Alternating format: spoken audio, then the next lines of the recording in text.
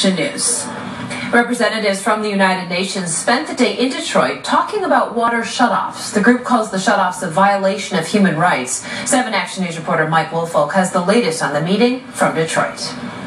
It's the latest chapter in the ongoing battle over water in the city of Detroit. The United Nations sending a couple of representatives to town to investigate claims of human rights violations as they pertain to the city, cutting off service to customers with delinquent bills. I hope something good comes out of it. I hope they're able to help the residents. Cindy Stewart is among a few hundred people at this town hall meeting at the Wayne County Community College downtown campus.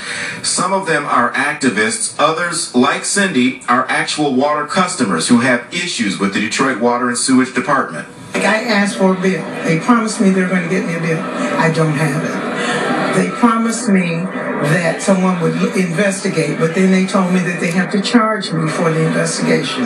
The panel of investigators, which included 2 UN representatives and Congressman John Conyers, heard several stories like Cindy Stewart's. Detroit is under attack. Jonathan Cathcart says he received shutoff notices and double bills, despite the fact that his account was current. He's fed up and says things must change. They're trying to privatize the water, and it's hurting the people of the city of Detroit.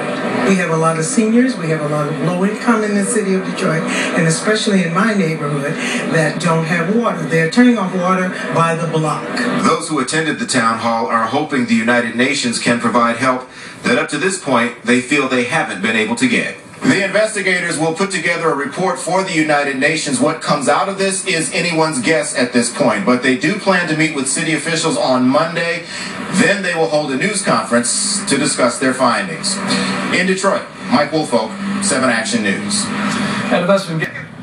But one place that won't be accepting Apple Pay is the Detroit Water Department. In fact, many people trying to pay their bills are having a lot of trouble getting any form of payment accepted. Our Paula Tutman is live with this story and what seems to be the problem, Paula?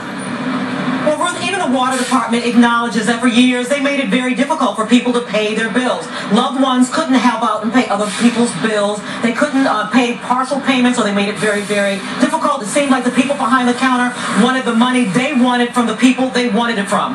The mayor's office says it's been working very, very hard for almost the last 2 months to change that, but it seems like some of that message hasn't sifted down to the people behind the counters. It is reasonable to demand that in order to remove money from an account at a bank, you need to prove who you are and jump through enough hoops to keep finances secure. But Michael Bird wants to know why the heck he had to do that at the Detroit Water Department Service Center today to pay his water bill. That's still a bunch of crap, man. I had a passport, and they wanted me to bring my ID down there, so I got to run back and get my ID, too. We talked to patron after patron who said they are trying to keep their water from getting cut off, but the city makes it difficult to pay. I called them today or whatever, like, how do I pay it? And they said I have to come down here with my ID and cash. Tracy's bill grew to more than $15,000 in 1 year. No, she can't pay it in full, but she'd like to pay some of it and have a clear path to someone to talk to about why it's so high to begin with. Why, if they pay money, to have it turned back on? Just let them do what they have to do to take care of whoever it is that they love. Why we go through all these, requirements when somebody is giving you the money you requested? Need to get Reconnect service? Doesn't matter if you're disabled and it's tough to walk. You must show up in person, show proof of who you are and that you live at said address. And here's the catch. The city acknowledges that for years it has had tripwires and a gauntlet of red tape to run through to pay. But that changed August 25th of this year when the city lifted the moratorium on shutoffs. And even though it says it plain and clear in the mayor's 10-point plan on the city website that ID is only needed when making partial payments to establish payment plans, in fact, the mayor's office says payments can be made over the phone. Friends and relatives can pay bills for loved ones without hassles. We are really available. We are here. We want to assist those customers who indicate that they're having problems reaching us. Those are very few and far between. And Ruth, I gotta tell you, when I talked to the mayor's office today, they were very surprised that there were complaints. People at the water department were very surprised there were complaints. Some of this could be some of these growing pains as the city moves from an address-based service to a people-based service. For instance, you do need to come down in person when you reconnect because they want to know who that that person is. They want to develop a relationship with that person. But again, lots of people I don't know, 2/3 of the people I talked to today said they're still having trouble paying. So maybe it's just the growing pains. Yeah, whatever is going on, they should fix it, because it should be much easier to pay your water bill, I would think. All right. Thank you so much, Paula. Appreciate it. You're welcome. Back to you. All right. Thanks, Jess. Human rights experts with the United Nations have a message for Detroit leaders. Restore water to the poor, including those with disabilities and chronic illnesses.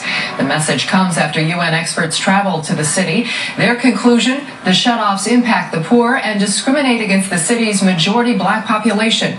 They also concluded that water should be affordable and not free. Nearly 30,000 shutoffs took place between January and September. Many of those shutoffs were halted in the summer to give customers an opportunity to sign up for payment plans. Well, two human rights experts from the United Nations spending time in Detroit today, voicing their opinions about the city's water crisis. Now, they believe the utility shutoffs have a big impact on the city's poorest and most vulnerable. 7 Action News reporter Andy Choi is in Detroit with the latest from this conference today. Our conclusion is that you have here in Detroit a man-made perfect storm. After 3 days in the Motor City, the United Nations says that perfect storm is not only a reflection of water distribution, it is also speaking volumes about who has been affected. We are concerned that what's happening, the water shutoffs, are having a disproportionate impact on low-income African Americans in Detroit. It exacerbates inequalities, it stigmatizes people, and renders the most vulnerable even more helpless. These are not choices we expect people to have to make in one of the richest countries in the world, if not the richest country in the world. The UN says Mayor Duggan's 10-point plan to assist those without water doesn't do enough because the city does not have data on how many people have been and are living without tap water. What's the mayor's reaction to what the United Nations is saying? You know, the mayor's disappointed because we met with them. The mayor met with them for an hour and a half, and it was almost as if they'd read a story from a few months ago and were asking us questions, and we said, no, that's not the case. And the UN adds no one they spoke to this past weekend are asking for any handouts. In the 3 days that we were here, nobody, even the poorest persons we met with, nobody asked us for free water. People want to pay their bills, they just want to pay their bills within their possibilities, within their incomes. Well, the UN wants to see changes at the city, the state, the federal level. The mayor's office says don't expect any changes, calling the UN's visit to Detroit merely a show. In Detroit, Andy Choi, 7 Action News. Detroit bankruptcy judge Stephen Rhodes says a decision is in the works for the city's plan to exit bankruptcy. The judge plans to make the announcement near the end of the first week in November, he says. Rhodes says that he will still need to hear from a court-appointed financial expert who has looked at that Detroit plan. She will testify sometime this week. Closing arguments, by the way, begin October 27th. All right, Dave, thanks. The city of Detroit tonight is taking issue with the United Nations findings after a weekend investigating water shutoffs here. The UN human rights reps held a news conference today, highly critical of the city of Detroit's policies. They called the shutoffs for unpaid bills a man-made perfect storm with a disproportionate impact on low-income African Americans. It exacerbates inequalities, it stigmatizes people, and renders the most vulnerable even more helpless. We're disappointed because we gave them all the information. They spent more time, I would say, tweeting and putting out press releases than they did actually getting data. And it makes me question whether they really came here for facts or just propaganda. Since the controversy exploded over the summer, the city insists a 10-point plan to help people avoid shutoffs has already helped thousands of Detroit water customers. Judge Stephen Rhodes has set a date now to wrap up Detroit's bankruptcy trial. Judge Rhodes will start hearing final arguments next week and then will announce his decision on whether the city's plan is feasible by November 7th. The judge still needs to hear from Marty Kopatz, a Boston-based financial expert who he hired to look at Detroit's plan. So far, thousands of retirees have agreed to pension cuts. Major creditors have been reaching deals in the bankruptcy trial. And Fox 2 viewers are also sounding off on the judge's ruling today. Pamela Johnson says water is a human right. It belongs to the earth, not man. God put it here for us all to drink and bathe. Charles Hull disagrees. He says water is free if you go to the Detroit River and get it yourself. Now, if you want clean and filtered water, then you have to pay for it. It's not that hard to understand. And Larry James had this to say.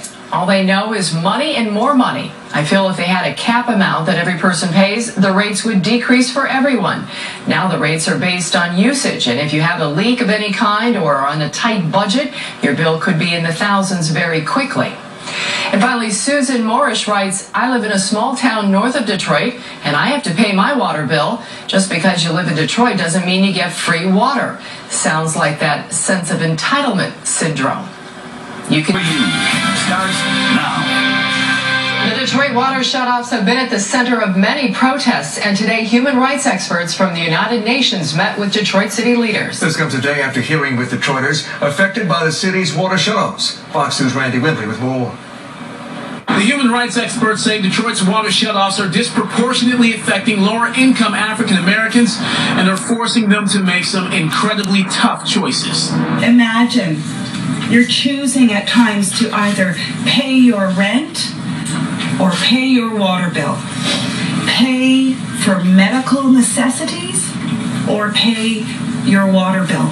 Leilani Farha and Katarina de Albuquerque say they've spent the past 72 hours in Detroit getting an up-close and personal look at the effects of residential water shutoffs. If a mother tells me I don't boil rice because I don't cook food that needs water and that makes water evaporate, then we have a problem. They say the shutoffs stigmatize the poor, pose public health risks, and could drive people from their homes. They blame many of the shutoffs on lack of information from the water department, high water rates, and they say that Mayor Mike Duggan's 10-point plan has not helped the chronically poor facing shutoffs. Mayor Mike Duggan's office is pushing back hard. It's unfortunate they came here with an agenda, and they had so much information that was just flat out wrong. Chief of Staff Alexis Wiley. We've gotten more than 15,000 people on payment plans.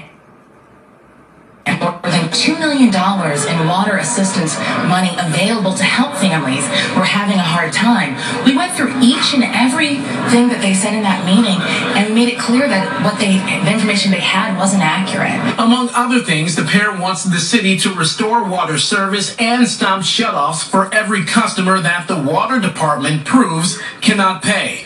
We asked how a city going through bankruptcy could afford their recommendations. There are poorer than Detroit, and you find a way of charging more to those who can pay, charging more the commercial and industrial users than the residential users, charge more those who have swimming pools. If they're really passionate about that argument, they should roll that out across the country, because no one else in this country does that. Metro Detroiters will be able to tap into a $4.5 million fund to help pay water bills once the regional Great Lakes Water Authority is established. As for the UN, it has no authority to implement its recommendations. The human rights experts from the UN say they will stay in touch with Mayor Mike Duggan about the city's water service, but right now there are no immediate plans for a follow-up visit. In Detroit, Randy Wimbley, Fox 2 News. Fox 2 News. News that works for you. Starts now. Human rights experts from the United Nations heard from Detroiters today about the impact water shutoffs has had on them and their families. Fox News' Dave Spencer was there, and Dave heard the family's experiences. Dave is joining us live in the newsroom right now. Dave? Ron, today hundreds of people that don't know where to turn when it comes to getting water turned back on came out to have their collective voices heard by someone, anyone, and they told me that they'll continue talking until something is done about it.